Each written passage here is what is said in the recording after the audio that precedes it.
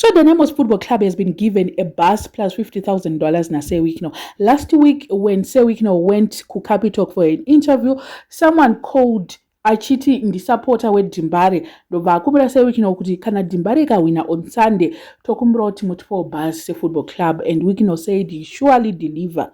So nhasi Sewikno wabva wati regai nditi Dynamos haina kuwina zvayo nezuro, but because of what people did nezuro muground ndofunga pana mavideos anga achicirculata anga achiratidza kuti sure Dynamos yakaitwa kunonzi kumokwa, Wikno zita rake richipinzwa imomo vachitaura zvavanoda vanhu veCapes United.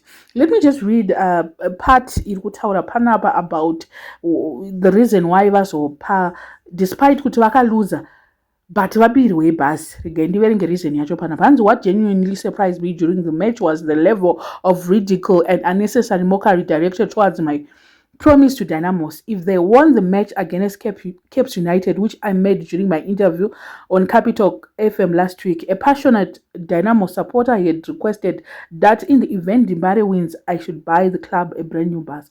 Whilst the result unfortunately did not go their way, I appreciated the overwhelming love shown by the Dynamo supporters.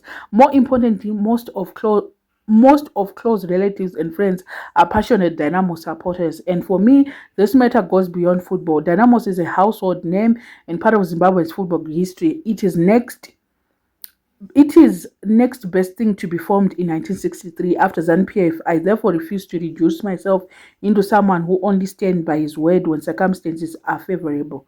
Ndozvavapirwa izvo zvane vazviteerera kuti mokari yakaitika nezureyo handizvo zvaanoda. Mukamoka munhu mukaita sei, aiwa anokurumidza apa munhu yeye motikari, anokurumidza apa munhu yeye whatever zvinenge zviripo zvinenge zvida kupiwa munhu wacho. So ndo zvangoitika panapa kuti mokari yakaitika nezuro iyoyo muground ndo yavapirwa bus. I don't know what you guys think, but anyway, congratulations to Dynamos. Tingagoti kudiko vapiwawo share yavo, vapiwawo bus. Zvakanaka izvi.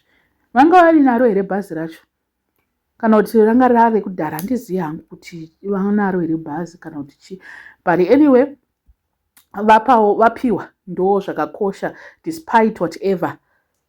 Let me know in the comment section what are your thoughts panyaya iyi. Vasara subscribe, please make sure that you're subscribed. We are only left with 400 people, less than 400 people to reach 40,000. So this week let's move tishike over 40,000. Sunday next week tofana kunge takutotaura kuti taiwa tapa 40,000.